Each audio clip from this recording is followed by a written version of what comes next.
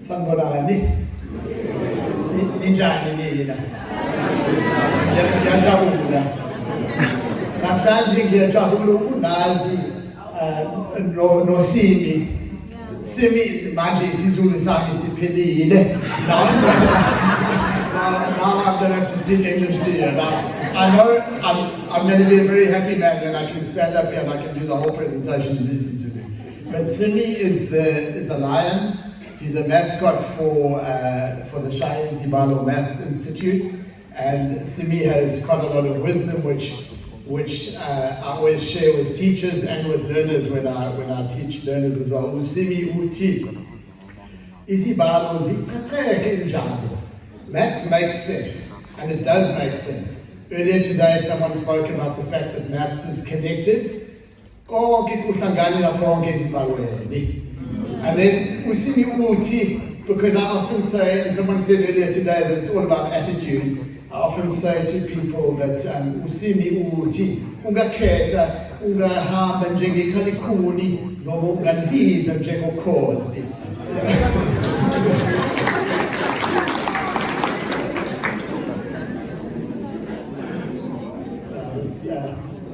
So, if I can just talk a little bit about the why of Simi, the why of the Shaya Izibalo Maths Institute.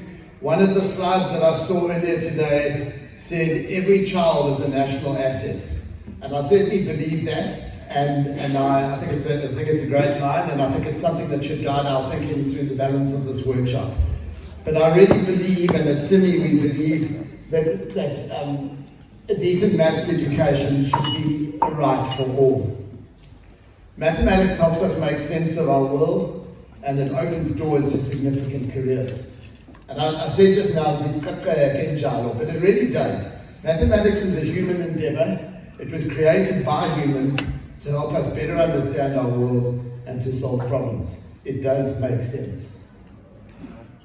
I do think, and a number of people have said today, we mustn't teach the way we were taught.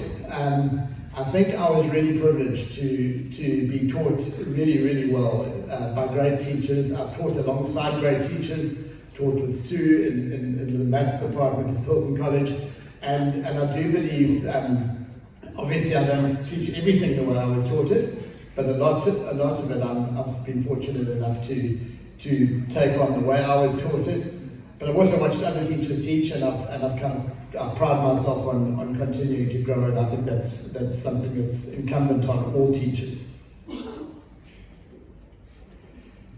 Really, what does the Shaya Izibalo Maths Institute do? And it got its name from a friend of mine who I teach with, a gentleman called Linda Shezi. And Linda Shezi said to me that every time the boys went to his class from my class, they said, "Hey, Shaya Izibalo." So then I thought I'd better call it the Shaya Izibalo Maths Institute. But it really what we do, and this is in bold, it's highlighted, and it's underlined. It's really support for teachers and learners when and where they need it, which is now and in their classrooms. So like Sue, I really believe that the teacher is central. And like Sue, I have huge admiration for the teachers in our country. All the work of Simi is aligned with the annual teaching plans and with CAPS. Sorry, I knew that would happen. And it's a collaboration. It's a productive partnership with the department, thus far just in the Ngoma district. And at this point I want to just sort of thank a couple of, one organisation and a couple of individuals. Basically, Simi is housed at Michael House, where I still teach part-time. I did teach there full-time at a stage, and I ran the maths department there full-time at a stage. I'm now part-time in order to try and focus more attention on Simi, but I enjoy a lot of support from Michael House, and I'm very grateful to that. I'm also very grateful to Bongani Similani, Begani Zulu, and Nomusa Mhlabati, all of whom are involved in our district and very supportive of the work that I'm trying to do. So what we do is we provide workbooks to learners, right? And you might ask why a workbook rather than a textbook? Well, for me, a workbook the one thing it does do is it ensures coverage of the curriculum. A huge thing, and a number of people have touched on this today, including Sue right now, is engagement, right? Because the learners got in front of them exactly the same resources the teacher's teaching from. Ideally, as Sue said, that is projected onto the board, and the teacher's writing with a tablet. But it's kind of first prize, because then it's literally being filled in, and the learner's using exactly the same resource. Oh. Yeah, sorry. Yeah, the next thing is just efficiency. So a workbook saves a lot of time, because one's not copying down the question and then sort of doing the thing. Where one is drawing graphs, etc., one's actually got the axes in front of one.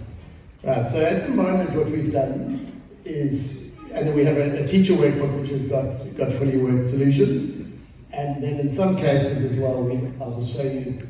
Sorry, so this is, yeah, I think you can see. Basically the left-hand page is the sort of from the student workbook. The right-hand page is the teacher workbook, which is kind of completed. But you'll see that where a graph is needed, where one needs to draw a graph, the axes are provided, which, as I say, is a time-saving thing. So this clicker is not working at all. Okay. Then what we also provided is videos of myself teaching those lessons. That's a work in progress. They don't all exist yet. My view is that we don't want just to have this Indote Dala, this white-haired white man on the videos. I've been lucky enough to mentor a lot of young up-and-coming black maths teachers, and I want them to feature on the videos. So the videos don't all exist, but they will as we go. We are building the plane while we fly it, in the sense that this year we are just focusing on grades 8, 9 and 12, and then next year we will fill in grade 10 and 11. A lot of people have asked me about grade 6, 7, 8. That's so important, and it's obviously foundational, but it's not my area of expertise. And this is such a big problem that I'm focusing on what I know, which is secondary school mathematics.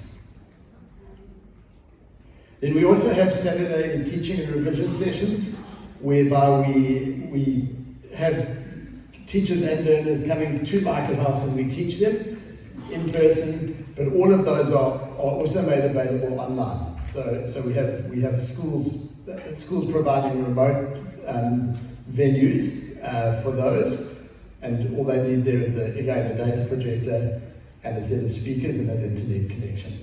And we've had, on occasions, we've had up to 1,500 learners joining remotely, with another couple of hundred in the room.